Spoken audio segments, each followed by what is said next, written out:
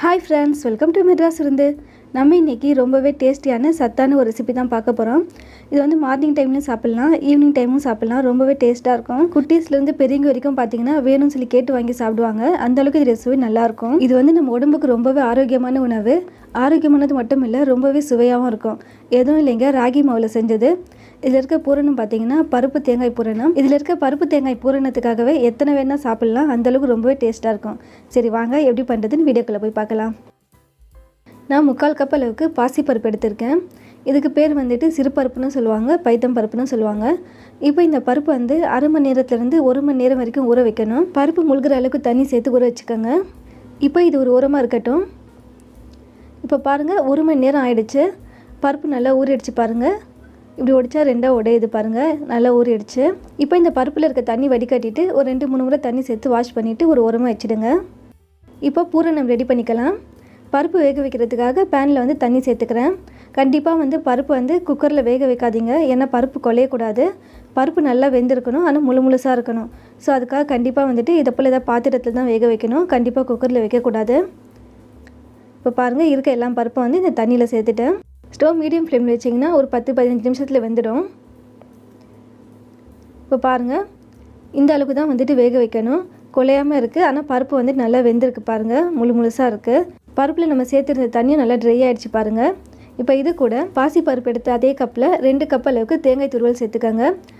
3/4 cup அளவுக்கு பாசி பருப்பு எடுத்திருந்தோம், அதே கப்பில் 2 கப் அளவுக்கு தேங்காய் துருவல் சேர்த்துக்கோங்க. ஸ்டவ் வந்து லோ ஃப்ளேமில் வச்சுக்கோங்க, இல்லைன்னா கரைஞ்ச மாதிரி ஆகிடும். இப்போ இந்த பாசி பருப்பும் தேங்காயும் நல்லா ஒரே வேணா இருக்க மாதிரி மிக்ஸ் பண்ணிட்டுக்கோங்க.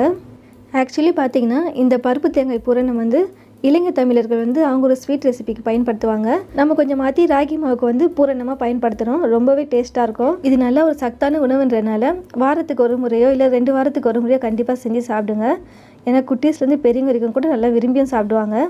இப்போ இது கூட வந்து 1 ஸ்பூன் அளவுக்கு நான் நெய் சேர்த்துக்கிறேன். நெய் சேர்க்குறதுனால பூரணம் நல்லா வாசமாக இருக்கும்.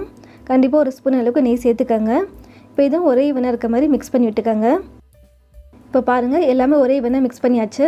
இப்போ இது கூட 1/2 கப் அளவுக்கு வெல்லம் சேர்த்துக்கிறேன். வெல்லத்தில் வந்து ஏதாவது தூசி இருக்க மாதிரி உங்களுக்கு ஃபீல் ஆச்சுன்னா நீங்கள் வந்து கொஞ்சமாக வெல்லத்தில் தண்ணி சேர்த்து அது மெல்ட் ஆனதுக்கப்புறமா வடிகட்டி சேர்த்துக்கோங்க. மெஷர்மெண்ட் பார்த்தீங்கன்னா பாசி பருப்பு வந்து 3/4 கப் அளவுக்கு எடுத்திருந்தோம், அதே கப்பில் 2 கப் அளவுக்கு தேங்காய் சேர்த்துருந்தோம், அதே கப்பில் 1/2 கப் அளவுக்கு வெல்லம் சேர்க்குறோம். நீங்கள் பாசி பருப்பு எந்த கப்பில் எடுத்து மெஷர்மெண்ட் பண்ணுறீங்களோ அந்த கப்பில் தான் எல்லா மெஷர்மெண்ட்டும் பண்ணணும். வெல்லம் மெல்ட் ஆகிறதுக்கு தண்ணி எதுவும் சேர்க்க வேண்டாம், ஏன்னா பருப்புலேயும் தேங்காய் துருவிலையும் வந்து ஈரப்பதம் இருக்கும். வெல்லம் மெல்ட் ஆகிறதுக்கு அதுவே போதுமான அளவாக இருக்கும். இப்போ இது கூட 1/4 ஸ்பூன் அளவுக்கு ஏலக்காய் பொடி சேர்த்துக்கோங்க. எந்த ஒரு ஸ்வீட் ரெசிபிலையும் வந்து ஏலக்காய் பொடி சேர்க்குறது நல்ல ஒரு வாசம் கொடுக்கும். ஒரு கைப்பிடி அளவுக்கு காஞ்ச திராட்சையை சேர்த்துக்கோங்க. அதாவது கிஸ்மிஸ் பழம்னு சொல்லுவாங்க, உலர் திராட்சைன்னு சொல்லுவாங்க.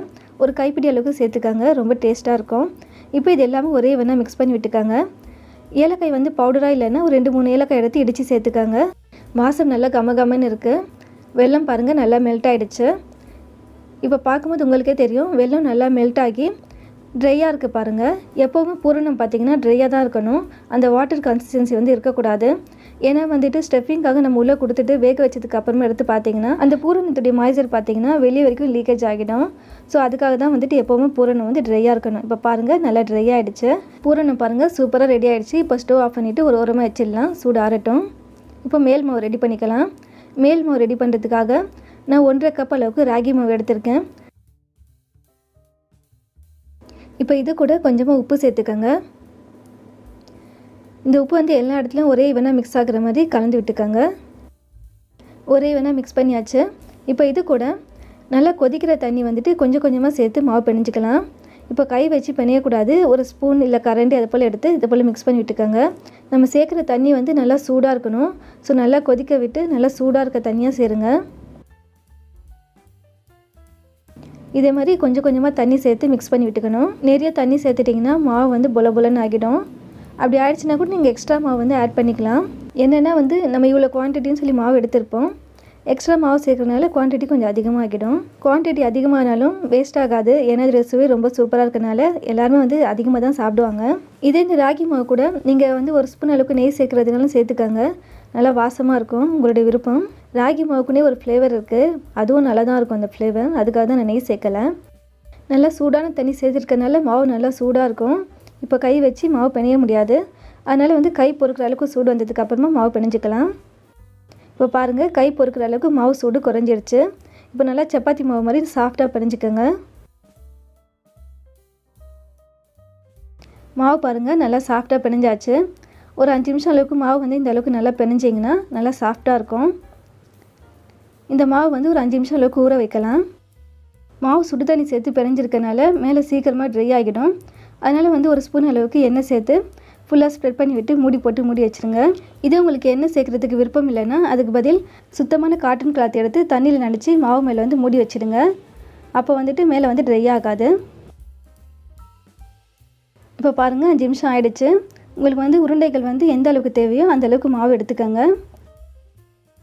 இதை போல் மாவு எடுத்து நல்லா ஒரே ஈவனாக இருக்க மாதிரி ரவுண்ட் ஷேப் பண்ணிக்கோங்க. இதை மாதிரி தான். இப்போ இது வந்து ஒரு பிளாஸ்டிக் கவரில் வந்துட்டு லைட்டாக எண்ணெய் தடவிட்டு அது மேலே இந்த மாவு வச்சுட்டு ஒரு டம்ளரில் வந்துட்டு இதை போல் ஸ்ப்ரெட் பண்ணி விட்டுக்கோங்க. இதே வாழை இலை இருந்துச்சுன்னா பிளாஸ்டிக் கவர் பதில் வாழை இலையும் பயன்படுத்துங்க. எல்லா பக்கமும் ஒரே ஈவனாக இருக்க மாதிரி இதை போல் ஸ்ப்ரெட் பண்ணி விடுங்க. அதே மாதிரி மாவு ரொம்ப ஒல்லியாக இருக்க மாதிரி ஸ்ப்ரெட் பண்ணாதீங்க. ஒரு 1/4 இன்ச் அளவுக்கு இருக்க மாதிரி ஸ்ப்ரெட் பண்ணிக்கோங்க. இல்லைனா பூரணம் வந்து வெளியே வந்துடும். பாருங்கள், இந்த அளவுக்கு தான் வந்துட்டு ஸ்ப்ரெட் பண்ணி விட்டுக்கணும்.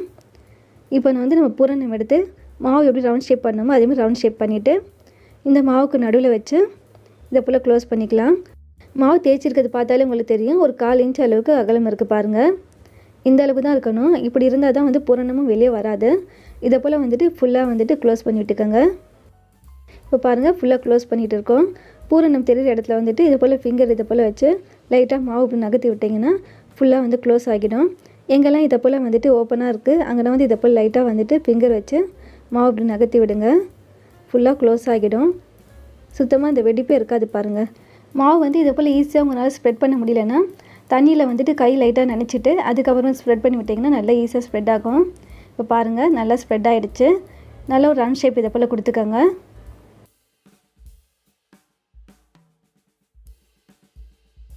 பார்க்கும்போது உங்களுக்கே தெரியும் நல்லா லட்டு மாதிரி ரவுண்ட் ஷேப் வந்துருச்சு பாருங்கள். ஃபஸ்ட் உருண்டை செய்யும்போது தான் கொஞ்சம் கஷ்டமாக இருக்க மாதிரி இருக்கும். அடுத்து செகண்ட் உருண்டைனா செய்யும்போது பார்த்தீங்கன்னா உங்களுக்கு ஐடியா வந்துடுறதுனால டக்குன்னு செஞ்சுருவீங்க. இப்போ பாருங்கள், இருக்க எல்லா மாவுலையுமே வந்து நான் ரவுண்ட் ஷேப் கொடுத்து வச்சுருக்கேன். இப்போ இது எல்லாமே இட்லி பாத்திரத்தில் ஆவியில் வேக வச்சுக்கலாம். ஆவியில் வேக வைக்கணும்னு பார்த்தீங்கன்னா ஃபஸ்ட்டு இட்லி பாத்திரத்தில் வந்து தண்ணி சேர்த்துக்கோங்க. இட்லி பாத்திரத்தில் சேர்த்துருக்க தண்ணி பாருங்கள் நல்லா சூடாகி ஆவி வெளியே வருது. இப்படி இருக்கும்போது தான் வந்துட்டு உருண்டைகளை வைக்கணும். நான் வந்துட்டு வாழை இலையில் வந்து வைக்கிறேன். உங்கள்கிட்ட வாழை இலை இல்லைன்னா அதுக்கு பதில் காட்டன் கிளாத் ஏதாவது இருந்துச்சுன்னா நீங்கள் அதை பயன்படுத்திக்கோங்க. அப்படி காட்டன் கிளாத்தும் பயன்படுத்தலைன்னா நம்ம இட்லி வந்துட்டு மாவு ஊற்றும் போது லைட்டாக எண்ணெய் வந்து ஸ்ப்ரெட் பண்ணி விட்டுட்டு மாவு ஊற்றுவோம் இல்லையா, அதே மாதிரி தான் லைட்டாக வந்துட்டு எண்ணெய் வந்துட்டு ஸ்ப்ரெட் பண்ணி விட்டுட்டு அதுக்கப்புறம் இந்த உருண்டைகளை வச்சிங்கன்னா ஒட்டாமல் வரும். இப்போ வந்துட்டு ஒரு மூடி போட்டு மூடி வச்சிடலாம். ஸ்டவ் வந்து ஹை ஃப்ளேம்லேயே இருக்கட்டும். ஒரு 10 நிமிஷம் அளவுக்கு வேகட்டும்.